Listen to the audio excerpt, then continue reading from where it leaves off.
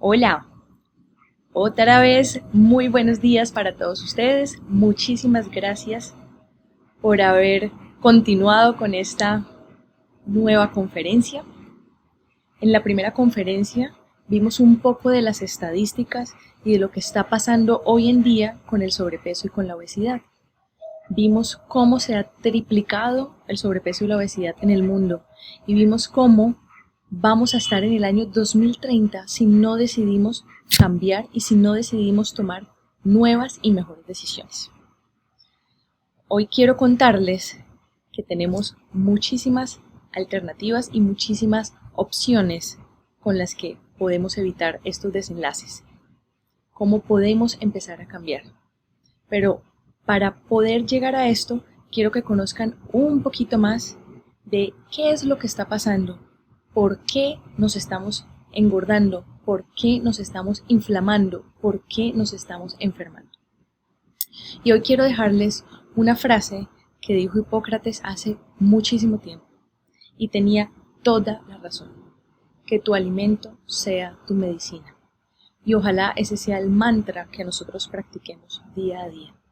Que no se nos olvide que la alimentación es información y que puede ser y es segurísimo que es la mejor medicina. Habiendo empezado, quiero que ustedes hagan un recuento de todo lo que pasó el último año, el año de la pandemia, un año que nos cambió la vida absolutamente a todos. Pero quiero que ustedes se pregunten, durante este año que hemos estado en pandemia, ¿cuál ha sido tu comida preferida? Y ojalá lo vayas escribiendo para que lo vayas teniendo claro y empecemos a poner un poquito de orden. 2. ¿Qué productos son los que tú tienes en tu lista de mercado? Si ustedes van haciendo una lista de esto, créanme que nos va a servir para ir desarrollando muchas cosas a lo largo de este taller. Y 3. ¿Consideras que la alimentación que tuviste durante este año de pandemia ha sido balanceada? Quiero que tengan eso ahí anotadito, porque con todo lo que vamos a ir viendo, ustedes solitos van a poder ir diciendo, ok, definitivamente estuve muy bien durante este año de pandemia, o definitivamente no estuve tan bien y puedo empezar a hacer las cosas muchísimo mejor. Entonces, yo les dejé a ustedes este cuestionario. Es un cuestionario de síntomas médicos. Y es un cuestionario que quiero que cada uno de ustedes haga y guarde para ustedes porque nos va a servir como punto de partida. La idea es que este cuestionario lo vayan haciendo ustedes mes a mes y vayamos viendo cómo va cambiando ese puntaje. Este es un cuestionario que va a evaluar, como dice ahí, nuestros síntomas. Y en la medida en la que vayamos avanzando este taller y vayamos adoptando todo lo que vamos a estar aprendiendo, nos vamos a dar cuenta cómo este puntaje podemos empezar a disminuirlo, con algunos cambios que no van a ser muy difíciles, pero van a tener un impacto muy positivo en tu salud. Podemos ver que pueden haber personas que tengan puntajes bajos, menos de 30, pero también vamos a encontrarnos que nuestro puntaje de pronto está en 80, en 100, que son puntajes que nos indican que tenemos muchísimos síntomas, es decir, que probablemente nos vamos a beneficiar muchísimo de todo esto que estamos viendo el día de hoy. Aquí se los dejo y la idea es que, como les digo, lo hagamos hoy o lo hagamos hecho ya de pronto previamente y mes a mes vamos viendo y vamos comparando los resultados. Hoy quiero introducirles un nuevo término y es el término diabesidad. ¿Qué es la diabesidad? La diabesidad es un término que nos va a englobar, digamos que diferentes cosas o diferentes situaciones o diferentes patologías que podemos tener. Es un término que nos engloba desde la obesidad, pasando por el sobrepeso, la resistencia a la insulina y la diabetes. Este es un nuevo término para esta nueva pandemia, o nueva no, porque es una pandemia que lleva muchísimos años, pero que hemos ignorado, que es la mezcla, por así decirlo, de todos estos ingredientes. Y esto es muy importante que lo tengamos en cuenta, porque esta es la nueva epidemia, o esta no es la nueva, es una epidemia oculta, que tenemos que saber si la tenemos o no la tenemos, porque tenemos que empezar a actuar, y tenemos que empezar a actuar ya. La diabesidad, digamos que la padece 1 de cada 2 personas en Estados Unidos. Les hablo mucho de las estadísticas de Estados Unidos porque son, digamos que, o es un país que es muy juicioso llevando todos los tipos de estadísticas, como sabemos, incluyendo las estadísticas de salud pública. En este momento no tenemos estadísticas de diabesidad en Colombia, pero estoy segura que no estamos muy lejanos, pues como ustedes saben, nosotros somos un país que somos, digamos que, estamos guiados mucho por la cultura americana. Entonces, 1 de cada 2 personas en Estados Unidos sufre de diabesidad. Y se puede decir que hasta el 80% en algunos segmentos de la población la tienen. Esto es muchísimo, es una estadística impactante. Y resulta que es muy importante tener en cuenta, porque esto sí nos aplica a todos, que una persona solamente por el hecho de aumentar entre 4 y 7 kilogramos de peso va a duplicar el riesgo de tener diabetes. Pero si el aumento de peso es de 7.5 a 10 o a 10.5 kilogramos, el riesgo de tener diabetes tipo 2 se triplica. Y aquí voy a hacer una pregunta. ¿Será que alguno de nosotros hace parte ya de esa estadística? ¿Ustedes qué piensan? Respóndanse ustedes solitos. ¿Y por qué es tan importante esto y por qué hago tanto énfasis en tener diabetes? Porque los pacientes que tienen diabetes, 1/3 de ellos tiene enfermedad cardiovascular que ya está diagnosticada. Pero resulta que casi todos los pacientes que tienen diabetes tienen enfermedad cardiovascular, pero no está diagnosticada. Y el diagnóstico muchas veces se hace en la sala de urgencias cuando nos llegan los pacientes con accidente cerebrovascular o con crisis hipertensivas o con infartos de miocardio. En todos los estudios que hacemos en urgencias es cuando nos damos cuenta que este paciente o tenía diabetes o era prediabético. Y esto de prediabético quiero hacerles muchísimo énfasis, porque el hecho de ser prediabético no me libra de estos riesgos. Una persona que tiene prediabetes tiene exactamente los mismos riesgos de padecer estas enfermedades que les digo y los mismos riesgos de morir. Entonces, tener prediabetes no me da ninguna ventaja sobre tener diabetes. Estos pacientes tienen 4 veces mayor riesgo de morir por accidente cerebrovascular y por enfermedades cardiovasculares. Y también tiene 4 veces más el riesgo de desarrollar demencia, especialmente demencia tipo Alzheimer, que como les dije es la diabetes tipo 3.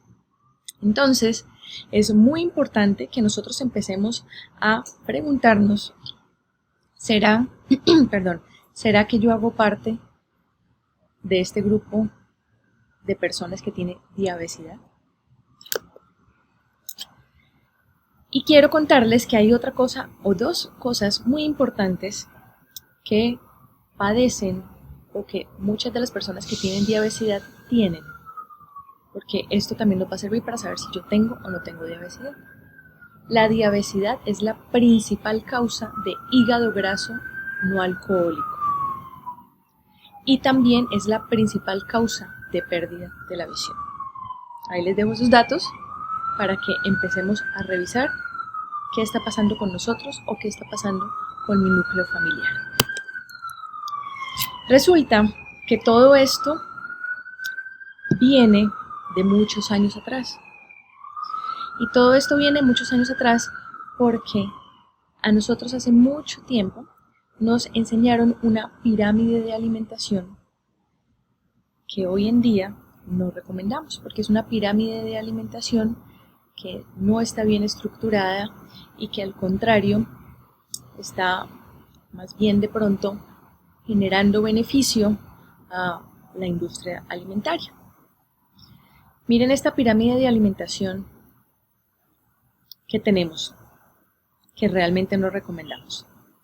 Fíjense que ellos ponen como la base de la alimentación los cereales. Y miren que la recomendación es que debemos comer 6 porciones de cereales al día. 6 porciones.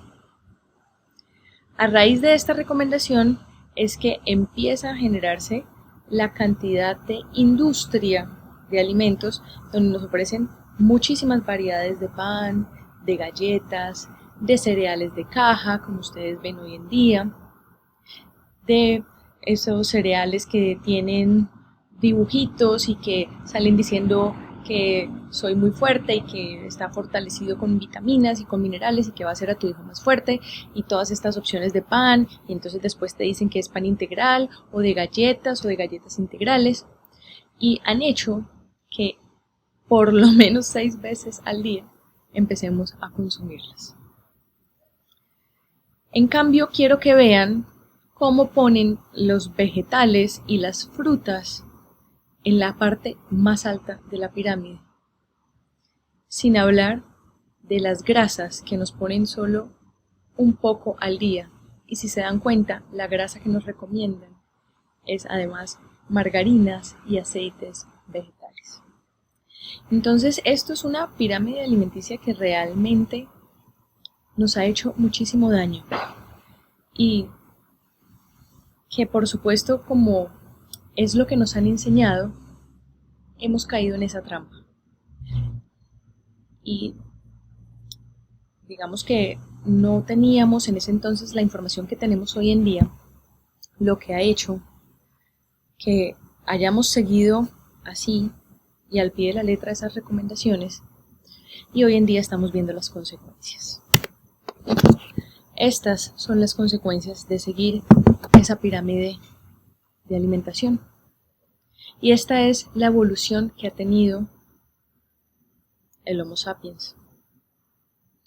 Y vemos cómo todo iba muy bien hasta que empezamos a consumir esta cantidad de productos industrializados, a seguir estas pirámides de alimentación que nos han convertido hoy en personas adictas a la comida, que es algo de lo que les hablaré en el siguiente módulo, enfermos, inflamados y con diabetes. ¿Cuál es el impacto de todo esto en el hombre hoy en día, en el Homo sapiens sapiens? ¿Cuál es el impacto? ¿O por qué hemos llegado a eso? Porque, como les decía, lo que la industria ha hecho es aprovecharse de esa pirámide de alimentación, generando varios productos, y nosotros en nuestra ignorancia, porque no conocíamos en ese momento o no teníamos acceso a la información que tenemos hoy en día, simplemente empezamos a consumir y a consumir y a consumir y a consumir, a consumir y a comer muchísimas veces al día. Esto hizo que tuviéramos un exceso de calorías, ¿sí?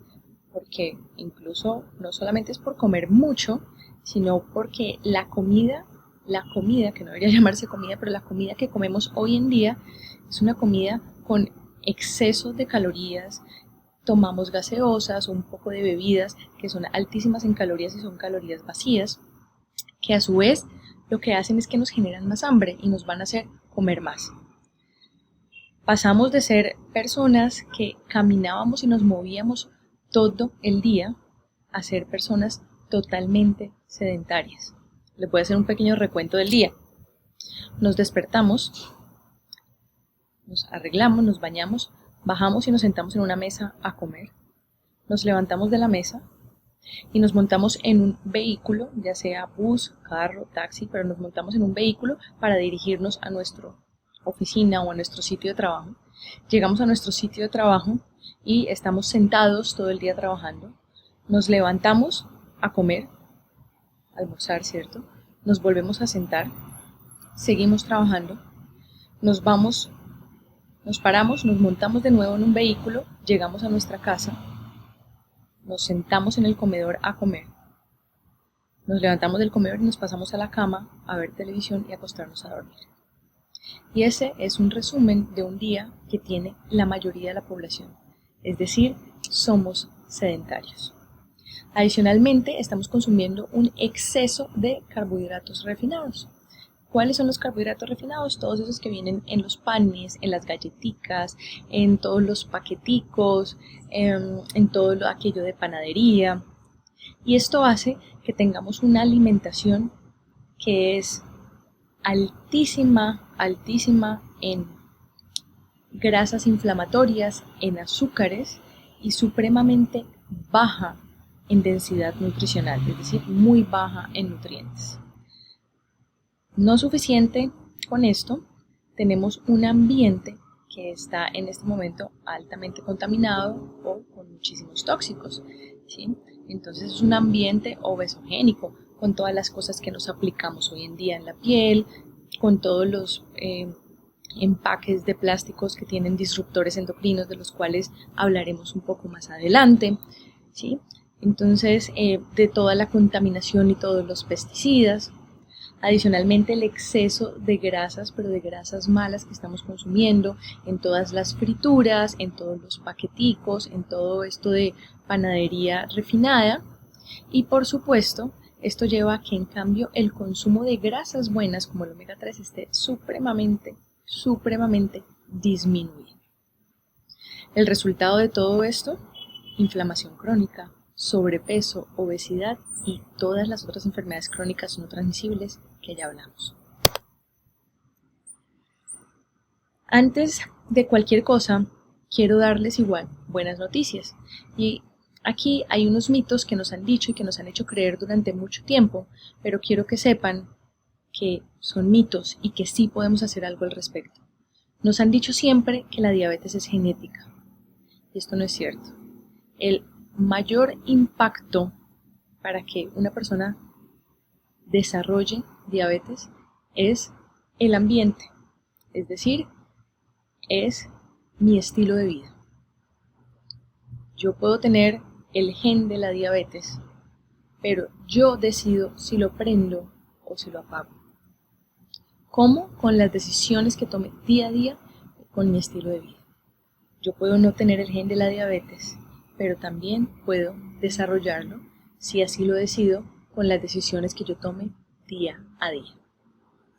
Segundo, siempre nos han dicho que la diabetes es irreversible, y hoy quiero decirles que sí hay una luz, que sí hay alternativa, y que sí podemos ayudar y tratar la diabetes para que esta pare su progresión, incluso para que sea reversible. Entonces, esto es otro mito. La prediabetes no es el problema, eso es otra cosa que nos han dicho, no se preocupe, usted es prediabético, tiene que cuidarse, pero tranquilo, que todavía no es diabético. Como les dije ahorita, eso no es cierto. Tener prediabetes tiene los mismos riesgos y las mismas consecuencias que tener diabetes. Entonces, ojo, porque sí hay que pararle bolas cuando nos dicen que tenemos prediabetes. Y lo ideal es no llegar allá. Y lo otro que quiero contarles es que también siempre nos han dicho que si yo ya empecé a aplicar mi insulina no hay alternativa, y eso tampoco es cierto, porque si yo decido modificar mi estilo de vida, podemos empezar a titular a la baja esas dosis de insulina y empezar a echar reversa. Entonces todo esto son mitos y quiero contarles que sí hay opciones y que sí hay alternativas y que el hecho de que me hayan puesto a mí un diagnóstico no significa ya para qué, ya no hago. Al contrario, es cuando más tenemos que hacer. Entonces, finalmente, ¿cuál es la causa y cuál es el problema de todo esto? Y esto tiene un nombre y es la resistencia a la insulina. Y quiero que esto lo memoricen, lo guarden, lo asimilen, lo entiendan, porque el mejor paso sería siempre ir a buscar resistencia a la insulina, es decir, no esperar a que yo tenga prediabetes o no esperar a que yo tenga diabetes. El primer paso es la resistencia a la insulina, esa es la causa o eso es la base. Y por eso lo ideal sería que yo pudiera buscar si tengo o no tengo resistencia a la insulina para empezar a hacer cambios desde antes de tener que ser diabético. Y no esperar a que esperemos a que sea diabético y ahí sí empezamos a hacer cosas, ¿no? Para esto necesitamos un examen que no es solamente la glicemia, sino que también necesitamos pedir examen que se llama la insulina. Y lo ideal es siempre hacer glicemia e insulina basal y siempre hacer glicemia e insulina postcarga. Y con esto nosotros podemos saber si tienes o no tienes resistencia a la insulina. ¿Para qué? Para que empecemos de una vez a hacer cambios y no llegues a desarrollar ni prediabetes ni diabetes. Así que mi recomendación es siempre hacernos el chequeo médico y que el médico nos ayude tomando estos paraclínicos para que podamos saber si tengo o no tengo resistencia a la insulina. La otra buena noticia es que, como les dije, esto tiene solución. Y la solución está en intervenir los factores fundamentales del estilo de vida, es decir, alimentación, el sueño, la actividad física, el estrés y las relaciones tóxicas que tenemos a veces por ahí. Tiene solución. Todo empieza con la comida. Absolutamente todo empieza con la comida. No hay comida neutral. Cada cosa que pones en tu boca te hace o más saludable o menos saludable. Esas son tus alternativas. Nunca lo olvides. Solo tú decides qué pasa con tu salud. Todo lo que tú pones en un tenedor solo tiene dos caminos. O alimentas la salud o alimentas la enfermedad. Tú decides.